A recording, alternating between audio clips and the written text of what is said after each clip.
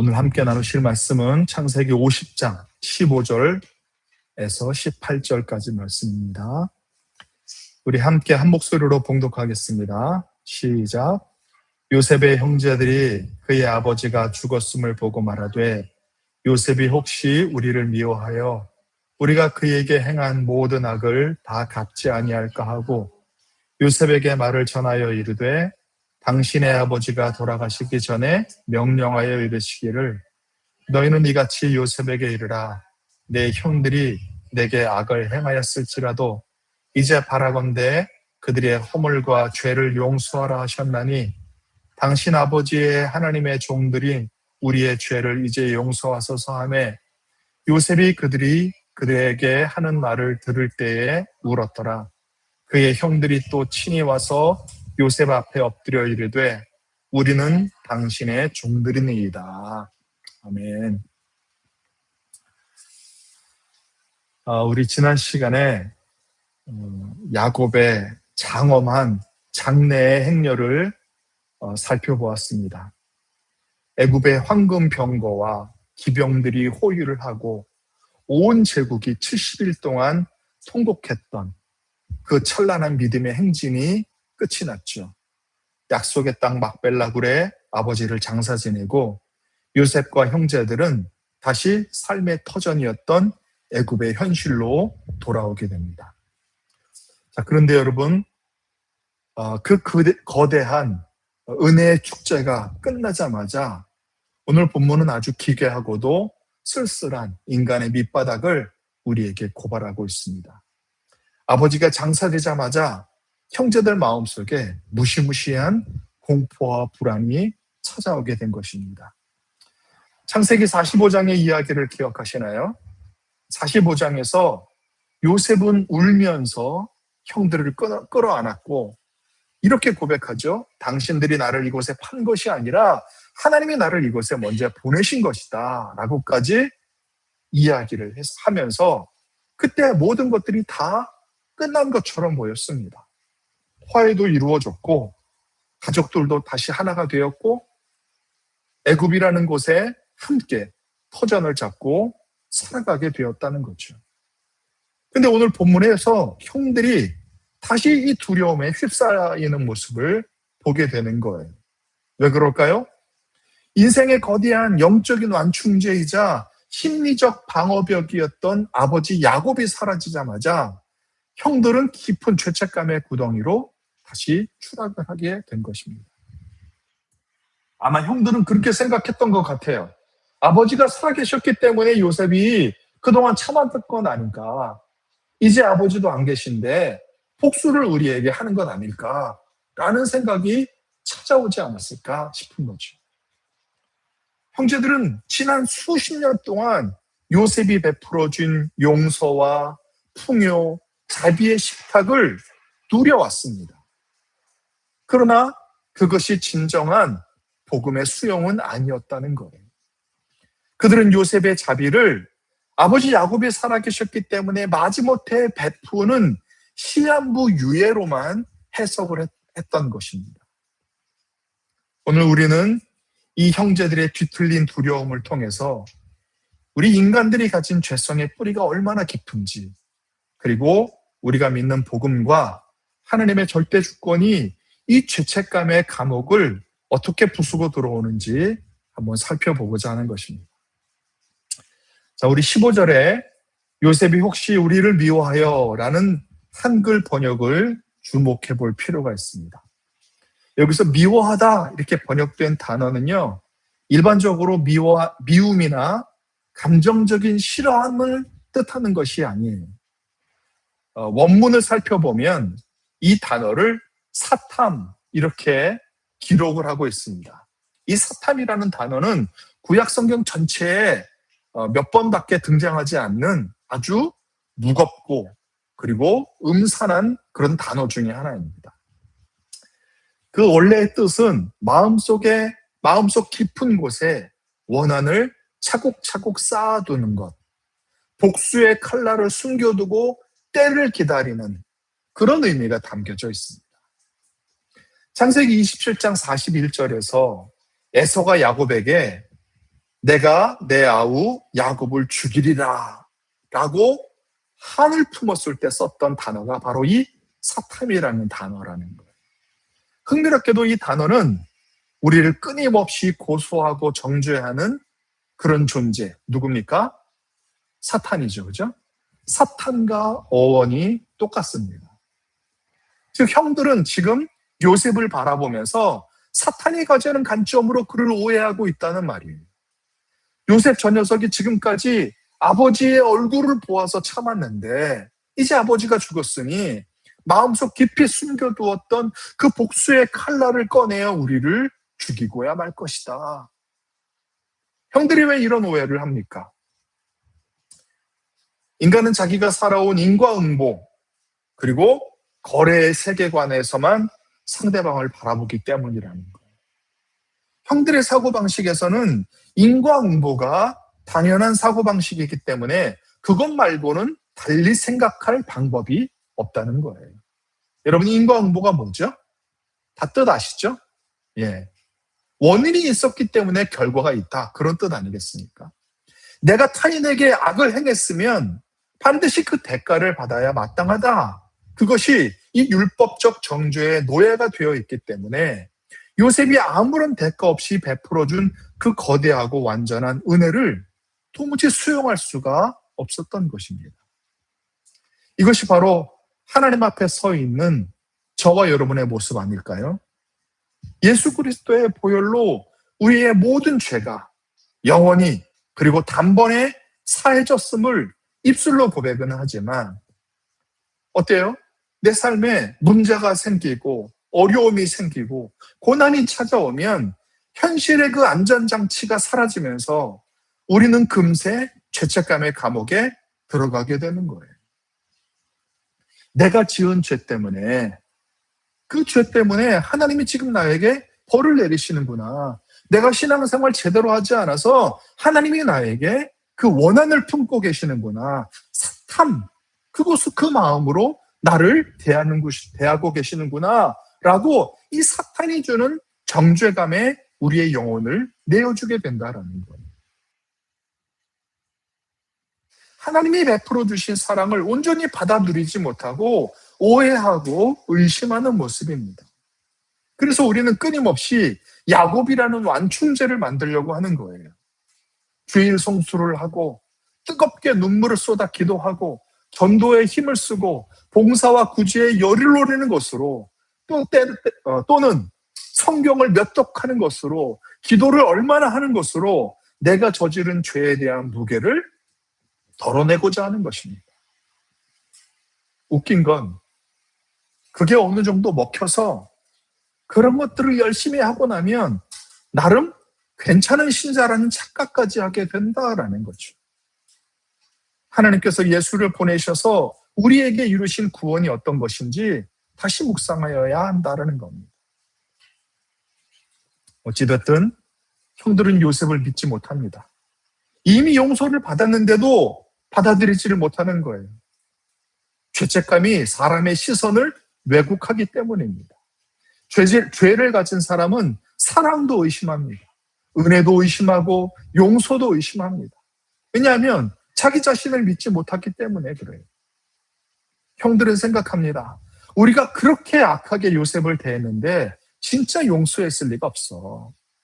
우리가 죽이려고까지 했는데 요셉이 우리를 용서한다고? 말도 안 돼. 사람은 자기 수준으로 다른 사람을 판단하게 되어져 있다는 거예요. 자기 안에 복수심이 있으니까 남도 결국 복수할 거라고 생각을 하게 된다는 거죠. 그래서 죄책감 속에 사는 사람은 늘 불안합니다. 누군가 잘해줘도 불안하고 관계가 좋아져도 불안합니다. 언젠가 무너질 것 같고 언젠가 버림받을 것 같기 때문입니다. 이것이 죄의 무서움이에요. 죄는 단지 하나님과의 관계만 깨뜨리는 것이 아닙니다. 인간 존재 전체를 흔드는 거예요.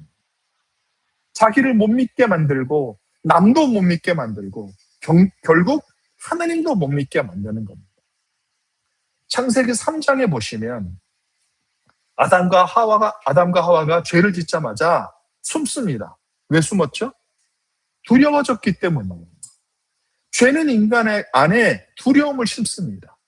그래서 죄 가운데 있는 인간은 계속 자기 방어를 하면서 살아가게 된다라는 거예요. 죄책감 속에서는 아들의 자리를 누리지 못하기 때문입니다. 복음의 핵심이 뭡니까? 하나님이 우리를 자녀로 부르셨다는 것 아니겠습니까? 그런데 많은 사람들이 여전히 종처럼 살아가고 있다는 거예요. 하나님을 생각하면 사랑의 아버지가 아니라 계속 눈치 봐야 하는 주인처럼 생각을 한다는 거예요. 그래서 늘 불안해요. 그래서 내가 신앙생활 조금 잘못하면 불안함이 내 마음속에 찾아오는 겁니다. 조금 실패하면 버림받을 것 같고, 죄를 지으면 끝날 것 같고, 하나님이 더 이상 사랑하지 않으실 것 같이 느껴지는 거예요. 이것은 복음을 충분히 믿지 못하기 때문입니다. 사탄은 끊임없이 우리를 종의 자리로 끌고 가려고 하는 거예요. 너 같은 게 무슨 하나님의 자녀냐? 너는 실패했다. 너는 끝났다. 네가 저지른 행위들을 봐라. 하나님이 널 다시 받아주실 것 같으냐? 구원의 근거가 우리에게 있다면 사탄 말이 맞을 겁니다. 밤낮 하나님과 반대 방향으로 달려가려고 하고 있는 우리들에게 소망이 없기 때문입니다. 그러나 복음은 반대죠. 너는 은혜로 받아들여졌다는 거예요. 그게 복음입니다. 신앙은 자기 의를 증명하는 삶이 아닙니다. 내가 얼마나 하나님 앞에 의로움을 행했는지를 증명하며 사는 것이 신앙의 모습이 아니라는 거예요. 하나님의 은혜를 받아들이는 삶이라는 것을 잊지 마시기 바랍니다. 두려움에 사로잡힌 형들이 고안해낸 자구책이 뭔지 볼까요? 정말 비참하기 짝이 없습니다. 16절, 17절 보겠습니다. 요셉에게 말을 전하여 이르되 당신의 아버지가 돌아가시기 전에 명령하여 이르시기를 너희는 이같이 요셉에게 이르라. 내 형들이 내게 악을 행하였을지라도 이제 바라건대 그들의 죄와 허물과 죄를 용서하라 하셨나니. 성경학자들은 이 구절을 명백한 형들의 조작된 거짓말로 봅니다. 왜냐하면 48장, 49장에서 야곱이 인종 직전에 아들들을 다 모아놓고 유언할 때 형들의 과거 죄를 언급하거나 요셉에게 용서를 부탁했다. 그런 기록이 단 한 구절도 나오지 않기 때문에 지금 이 16절, 17절에 하고 있는 형들의 말은요, 전부 지어낸 말, 거짓말이라는 거죠. 야곱은 이미 그 죄의 문제를 하나님의 구속사적인 주권 안에서 분량대로의 복으로 승화시켰습니다. 그러나 형들은 불안했습니다. 그래서 이미 죽어버린 아버지의 권위를 위조하여 요셉에게 압박을 가하고 있는 거예요. 내 아버지가 죽기 전에 이렇게 유언을 하셨기 때문에 그러니까 넌 나를 용서해야 된다라는 거겠죠. 인간은 두려움에 빠지게 되면 어떻게 해서든지 자기가 살기 위해서 종교적인 조작과 도덕적인 명분을 만들어내어 상대방을 조종하려 드는 것입니다. 왜 그렇습니까? 직접 용서를 확인하지 못하기 때문입니다. 죄책감은 사람을 비굴하게 만듭니다. 자꾸 계산하게 만들고 눈치 보게 만들고 관계를 조작하려고 만듭니다. 죄 가운데 있으면 자유가 없어요. 오늘 많은 관계가 그렇지 않습니까? 진실하게 서지 못합니다. 계속 방어하고 포장하고 의심하고. 왜냐하면 있는 그대로 드러나는 것이 두렵기 때문입니다. 그러나 하나님은 우리를 숨지 말라고 부르고 계세요. 아담아 내가 어디 있느냐? 진짜 아담이 어디 있는지 몰라서 그렇게 물으시는 겁니까? 왜 숨었느냐? 질문하시는 것 아니겠어요? 복음은 숨은 인간을 하나님 앞으로 끌어내는 역할을 하는 것입니다. 형들이 이런 비참한 전가를 전해 들었을 때 요셉이 취한 행동은 뜻밖의 반응이었죠. 요셉이 그들이 그에게 하는 말을 들었을 때 울었더라라고 얘기합니다. 이 울었더라라는 말은요, 그냥 눈물 찔끔 흘린 것이 아니라 소리내어 통곡하면서 막 엉엉 우는 그런 모습을 말하는 거예요. 왜 울었을까요? 형들이 자신을 속이고 거짓말로 아버지의 유언을 지어낸 것이 괘씸해서 그렇겠습니까? 아니겠죠, 그죠? 요셉의 눈물은 사랑이 거절당하고 오해받았을 때 흘리는 거룩하고 슬픈 신적인 눈물이었던 겁니다. 요셉은 이미 형들을 완벽하게 용서를 했어요. 그가 감옥에서 겪었던 그 혹독한 광야의 세월을 통해서 인간의 배신과 상처조차도 민족을 구원하시려는 하나님의 선하신 주권적 배치였다라는 것을 고백하며 자아를 완전히 내려놓은 상태였다는 거예요. 그래서 요셉은 형들을 진짜 내 형제로 품었고 그 사랑으로 그들을 대했던 것입니다. 그런데 형들은 17년이 지난 지금도 여전히 자신을 복수의 칼을 갈고 있는 폭군으로 바라보고 있었던 거죠. 내 진심이, 내 아가페의 사랑이 상대방의 죄책감과 불신 때문에 철저히 왜곡되고 정죄당했을 때 느끼는 그 깊은 아픔. 요셉은 그 형들의 불쌍한 영적인 그 맹인됨을 바라보면서 가슴을 찢어지는 통곡을 쏟아낸 것입니다. 진짜 용서는 단지 벌하지 않는 것이 아닙니다. 상대가 자유를 누리게 되는 것까지 포함되는 거예요. 그런데 형들은 아직도 과거에 묶여있는 모습을 보게 되는 거죠. 요셉은 그게 슬픈 거예요. 하나님도 마찬가지입니다. 우리가 계속 죄책감 속에 있다라는 것을 슬퍼하신다는 거예요. 꼭 기억해야 될 것은 그렇다고 죄를 지어놓고도 당당하자 그런 말이 아닙니다. 예수님 십자가에서 이미 값을 다 치르셨어요. 그런데도 우리는 계속 자기 죄를 붙들고 살아갑니다. 계속 자기를 정죄하고 계속 과거에 묶여 있습니다. 물론 죄는 가볍지 않습니다. 그러나 복음은 죄보다 더 큽니다. 십자가는 단순히 죄를 덮는 사건이 아닙니다. 죄인을 다시 살리는 사건입니다. 그들은 한 걸음 더 나아가 요셉에게 전령을 보내어 자신들을 이렇게 표현합니다. 당신 아버지의 하나님의 종들인 우리의 죄를 이제 용서하소서. 여러분 얼마나 서글픈 문장입니까? 그죠? 그들은 자신을 감히 요셉의 형제라고 부르지도 못하는 거예요. 그저 당신 아버지의 하나님의 종들, 종교적인 격식을 갖춘 제3자의 언어로 요셉의 자비를 구걸하고 있는 거죠.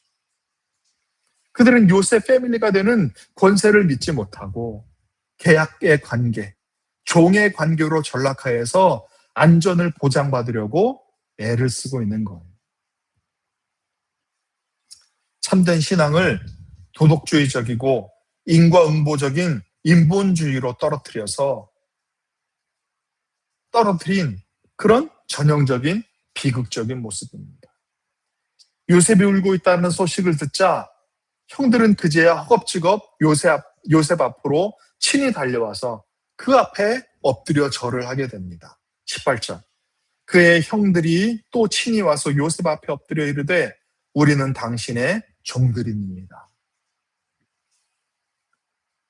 지금 요셉이 안타까운 마음에 흘리는 그 눈물 앞에서도 복음의 본질을 깨닫지 못하고 있는 모습이죠.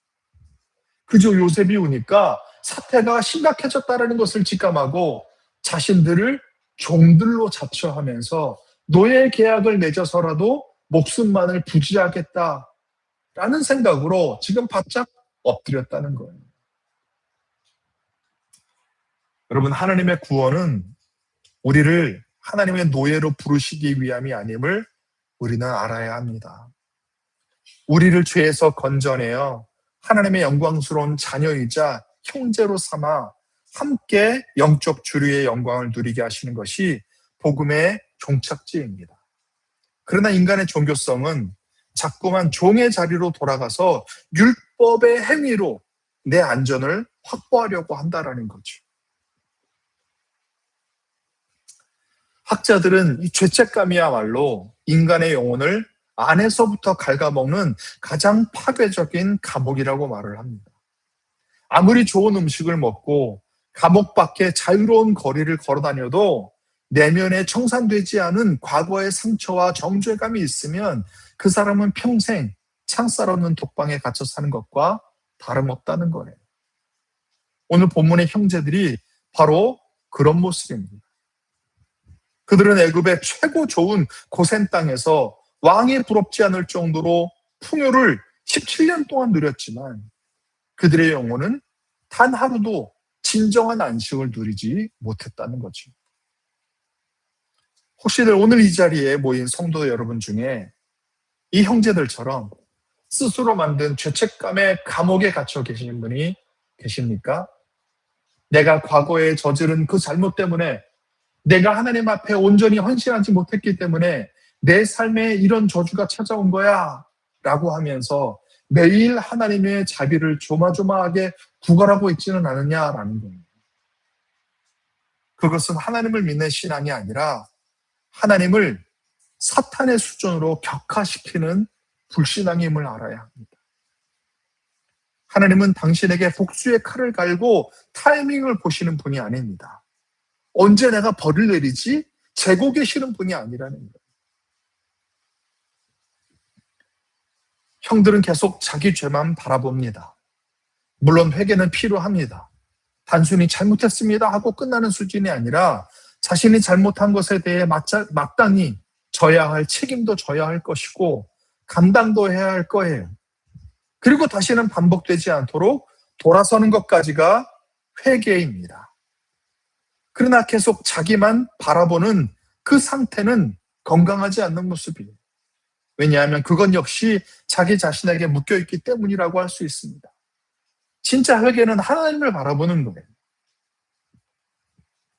베드로와 가룟 유다를 비교해 보십시오. 둘 다 실패했습니다. 그러나 유다는 자기 절망 속에 들어갔고 베드로는 예수님께 돌아왔습니다. 차이는 하나님을 바라보았느냐 아니면 자기 자신을 바라보았느냐입니다. 죄책감은 사람을 자기 안에 가두게 됩니다. 계속 자기 실패, 자기 수치, 자기 과거만 바라보게 된다는 거예요. 그러나 복음은 우리의 시선을 하나님께 돌리게 됩니다. 하나님의 은혜가 우리가 저지른 죄보다 크다라는 것을 믿는 것이 신앙이라는 거예요. 오늘 본문은 공동체에 대해서도 중요한 질문을 던집니다. 교회는 어떤 공동체입니까? 서로의 과거를 붙들고 정죄하는 곳입니까? 아니면 은혜 안에서 다시 세우는 곳입니까? 형들은 계속 과거에 묶여 있습니다. 그리고 사실 많은 교회 공동체도 그래요. 사람의 실패를 오래 기억하고 낙인 찍고 실수한 사람을 다시 못 일어나도록 만들 때가 있다는 거죠. 그러나 복음 공동체는 달라야 합니다. 복음은 죄를 가볍게 여기지 않습니다. 그러나 죄인에게 끝이라고 말하지도 않습니다. 왜냐하면 하나님은 실패한 사람을 다시 세우시는 분이기 때문에 그렇습니다. 베드로도 다시 세우셨고 마가도 다시 사용하셨고 도망쳤던 야곱도 붙들어 놓으셨습니다. 교회는 완벽한 사람들의 모임이 아닙니다. 은혜 없이 살아갈 수 없는 사람들이 모인 곳이 교회지 않습니까? 우리는 매일 죄를 짓고 실패할 때마다 예수님 앞에 나와서 주님, 저는 죄인입니다. 저를 당신의 종으로 삼아 주셔서 지옥만은 면하게 해주십시오. 라고 율법적인 거래를 하려고 자꾸 그렇게 마음 먹게 된다는 겁니다. 그럴 때마다 십자가에 못 박히신 예수님은 우리를 향해 가슴을 쥐어짜며 통곡을 하고 계시는 거예요. 내가 너를 내 종으로 삼으려고 내 정수리에 피 흘리며 가시관을 쓴 줄 아느냐? 내가 너를 내 노예로 부리려고 내 발과 손에 대못이 박힌 줄 아느냐? 내가 너를 내 종이 아니라 내 목숨과 바꾼 내 신부요, 내 사랑하는 자요, 내 형제로 삼았느니라 라고 말씀하고 계십니다. 예수님은 십자가에서 우리의 모든 죄를 사하셨을 뿐만 아니라 우리의 죄책감이라는 오래된 감옥의 빗장을 영원히 부수어 버리셨습니다. 이제 그 죄책감의 독방에서 당당히 걸어 나오십시오. 내 공로나 내 행위의 완전함 때문이 아니라 하나님이 나를 사랑하시는 것, 그것을 기억하시기 바랍니다. 전능하신 하나님의 절대 주권적 열심이 예수 그리스도의 그 피 묻은 눈물이 우리를 붙들고 있기에 우리의 구원은 영원히 안전한 것입니다. 이번 한 주간도 인과응보의 얕은 세계관에 붙들려 계시지 마시고 나를 형제로 부르시는 그 거대하고 완전한 복음의 은혜 안에서 진정한 영혼의 안식과 자유를 누리는 복된 성도들이 되시기를 주님의 이름으로 간절히 축복합니다. 아멘.